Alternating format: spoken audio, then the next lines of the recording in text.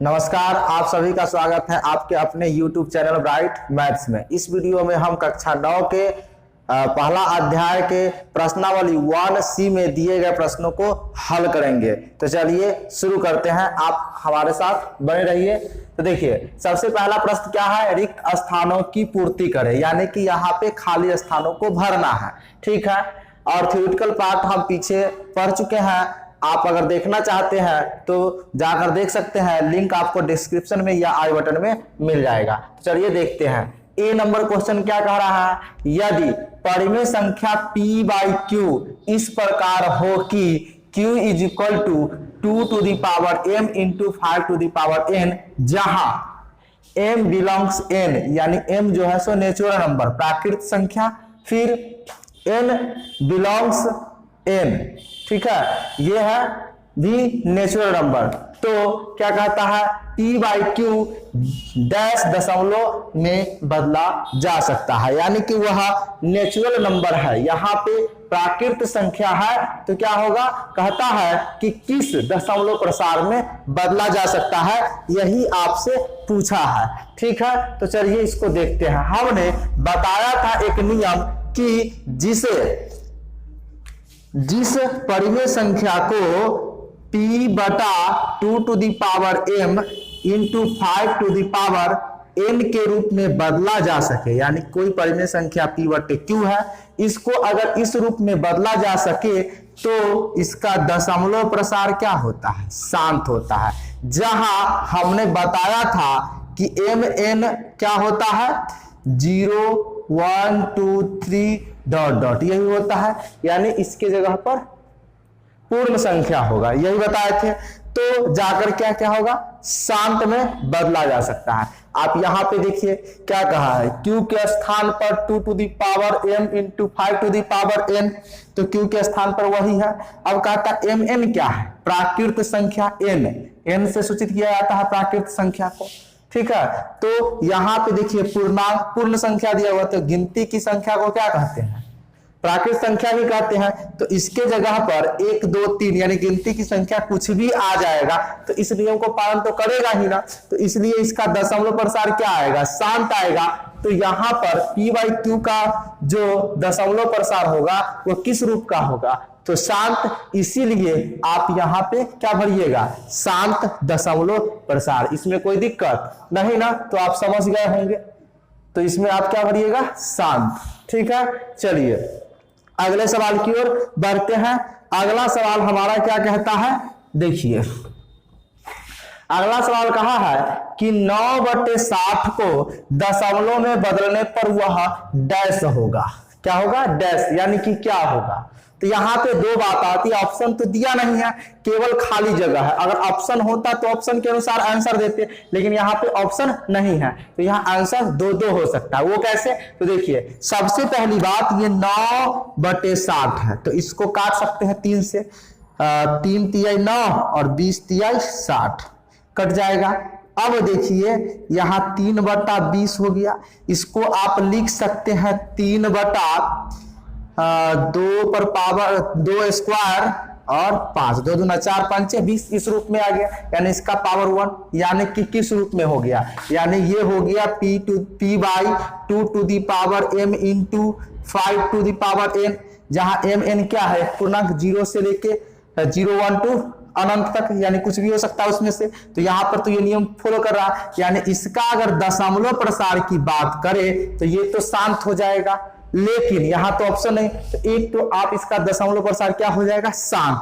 दूसरा क्या होगा, इसका आप दशमलव प्रसार ज्ञात करिए कितना होगा। तो देखिए यहाँ हम बता रहे हैं कितना है, 3/20, तो देखिए 3 में आप कितना से भाग दीजिएगा, 20 से, तो 0.20 से कम 20, ठीक है, और घटाइएगा तो 10 आ जाएगा। ठीक है, 0 बैठाइए, 20 पंचे 100, ये पूरा कैंसिल हो जाएगा।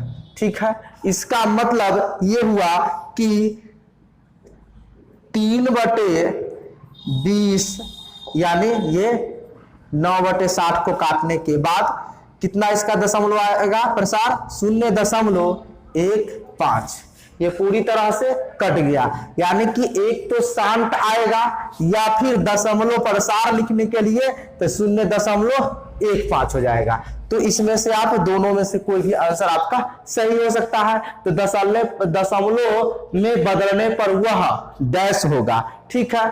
तो आप यहाँ पे दोनों में से कुछ भी लिख सकते हैं। हम 0.15 लिख रहे हैं, यहाँ शांत भी हो सकता है। तो ठीक है, अब हम अगले प्रश्न की ओर चलते हैं। अगला प्रश्न क्या कहा है, 3/7 को दशमलव में बदलने पर वह डैश होगा। क्या होगा? डैश होगा।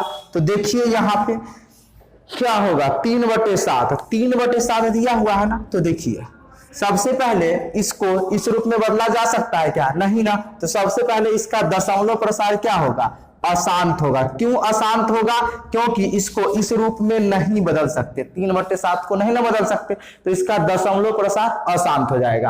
अब बात आता है कि अगर इसका दशमलव प्रसार निकालेंगे तो कितना होगा। तो देखिए यहाँ पे 7 से भाग दीजिएगा तो 0.0, 7 चौक 28, ठीक, घटाइएगा तो 2, अब ये कैंसिल, 0, 7 दूना 14, घटाइएगा तो कितना आएगा? 6, ये कैंसिल, फिर 0, 7 8 56, घटाइएगा तो फिर 4, ये कैंसिल, अब कितना? 7 5 35, 5 बार लग जाएगा। अब घटाइएगा तो कितना? 5, ये कैंसिल, 0, अब कितना बार लगेगा? 7 7 49, घटाइएगा तो 1 शेष, और ये कैंसिल। अब 7 एकम 7, शेष कितना? 3 आ गया, ठीक है। फिर से 3 आ गया, 0 बैठाइएगा तो फिर कितना हो जाएगा? 4 बार 7 चौक 28, यानी कि फिर से यही आएगा, यानी कि इतना ही आएगा, यही संख्या। ये पुनरावृत्ति हो गया, पुनरावृत्ति इसकी हुआ शेष का। तो ये संख्या बार बार होगा, यानी अशांत होगा और साथ में क्या होगा? आवर्ती। कैसे पता चला? दशमलव प्रसार से, यानी इसका दशमलव प्रसार निकालने पर 0.42851 ये संख्या रिपीट करेगा। तो क्या होगा? अशांत आवर्ती। क्या होगा? अशांत आवर्ती, ठीक है। इसका दशमलव प्रसार अशांत आवर्ती। तो आप यहां पर अशांत आवर्ती या दशमलव प्रसार जो आया है उसको लिख सकते हैं, ठीक है। तो इस तरह से क्वेश्चन दे तो आंसर दोनों हो सकता है, लेकिन आप इसका दशमलव प्रसार ज्ञात करके ही लिखिएगा, ठीक है। तो इसका आंसर आपका क्या होगा? 0.428571, ठीक है। कोई दिक्कत? और इस पे एक लाइन खींच दीजिए जिससे ये पता चले कि ये अशांत आवर्ती है, ठीक है। चलिए अब हम अगले प्रश्न की ओर चलते हैं। अगला प्रश्न हमारा क्या कह रहा है? डी नंबर की प्रत्येक आवर्त भिन्न एक डैश संख्या का दशमलव रूप है, यानी कि आवर्त का मतलब है उसका दशमलव प्रसार है ना अशांत है लेकिन आवर्ती है। तो जब अशांत होता है, आवर्ती होता है, तो उसे आप P/Q के रूप में आसानी से बदल सकते हैं। और जब P/Q के रूप में बदल सकते हैं तो इसको आप क्या कहते हैं? परिमेय संख्या बोलते हैं। कौन सी संख्या बोलते हैं? परिमेय संख्या बोलते हैं ना, क्योंकि आवर्त दशमलव बोला है, यानी कि जैसे कुछ भी ले लीजिए, जैसे 1.33 यानी इसके ऊपर 10, तो ये आवर्त है ना, अशांत आवर्त है। इसको आप 1/3 तो लिख सकते हैं। तो क्या हुआ? परिमेय संख्या हुआ ना, यानी कि प्रत्येक आवर्त दशमलव भिन्न, यानी कि कोई भिन्न है जिसको आप दशमलव बदलते हैं तो क्या आता है? अशांत आवर्ती है। इसका मतलब वह क्या है? परिमेय संख्या है। इसीलिए इसका आंसर क्या होगा? परिमेय संख्या हो जाएगा। क्या होगा? परिमेय संख्या। इसीलिए आपका आंसर क्या हो जाएगा?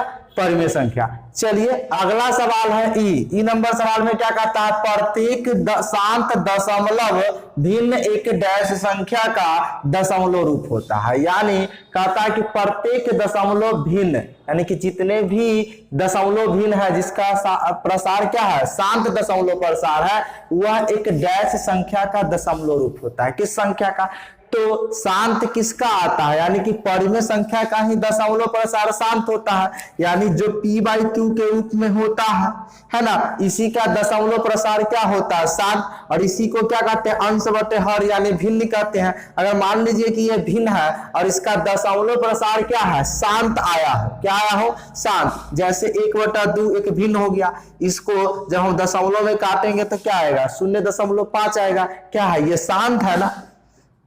तो हम इसे भिन्न भी कह सकते हैं और परिमेय संख्या भी कह सकते हैं। इसीलिए क्या होगा, यानी कि प्रत्येक शांत दशमलव भिन्न एक डैश संख्या का दशमलव रूप है। कैसी संख्या का, परिमेय संख्या का। तो इसीलिए आपका आंसर यहाँ पे क्या होगा, परिमेय संख्या होगा। ठीक है, कोई दिक्कत नहीं ना।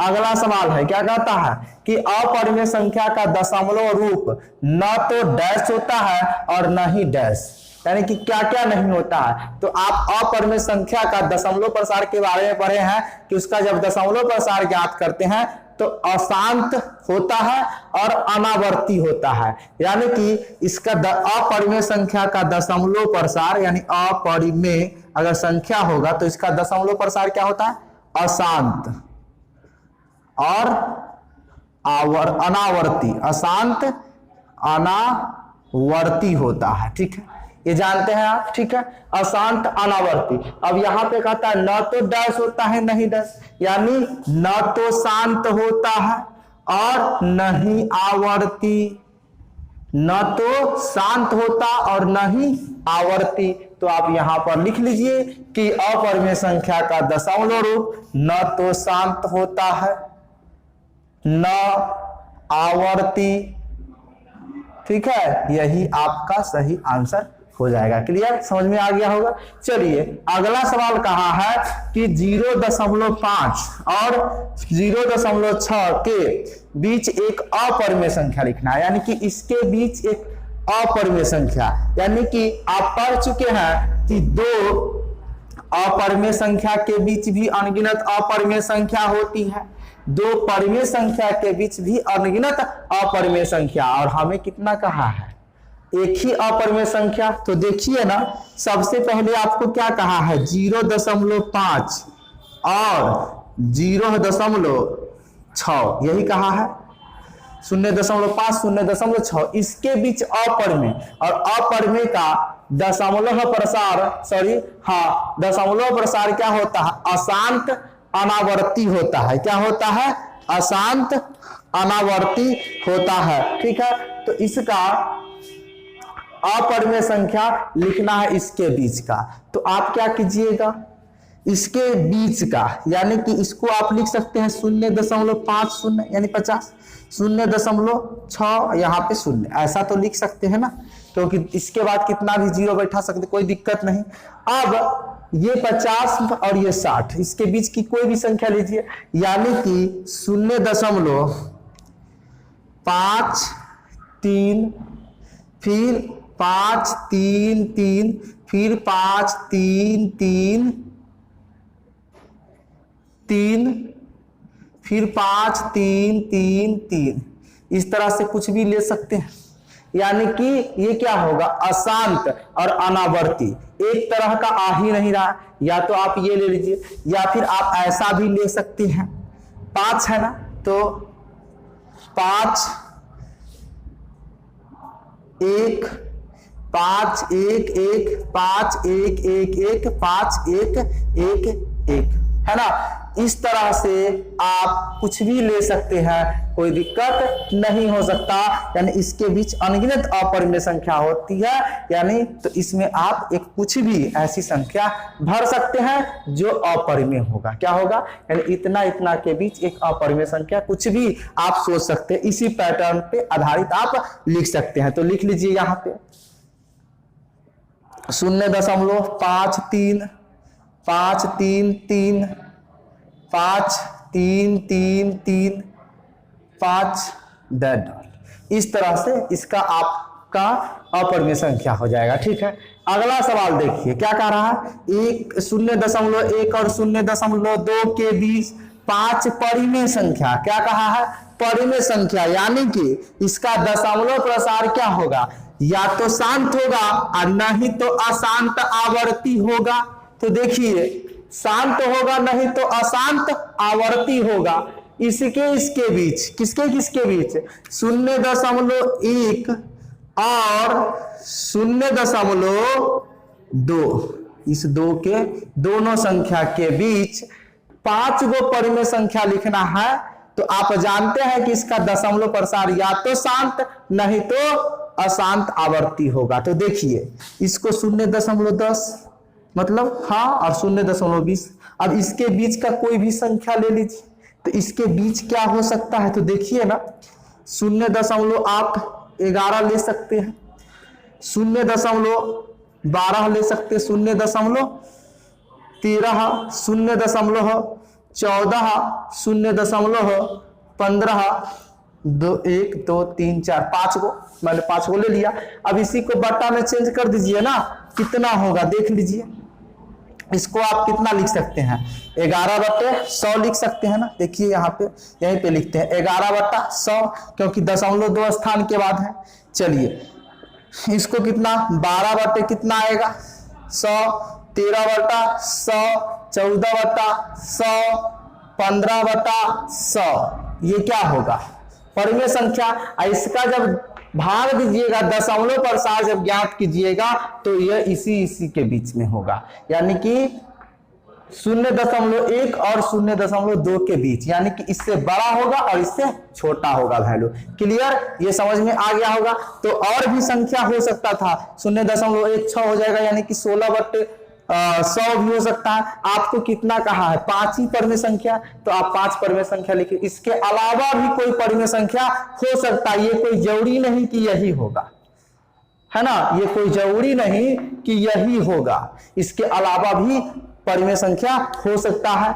तो उम्मीद है कि आपको समझ में आया होगा। इसको आप यहाँ पे लिख सकते हैं, या ये आपका आंसर हो गया, यानी किसका, H नंबर क्वेश्चन का ये आंसर 5।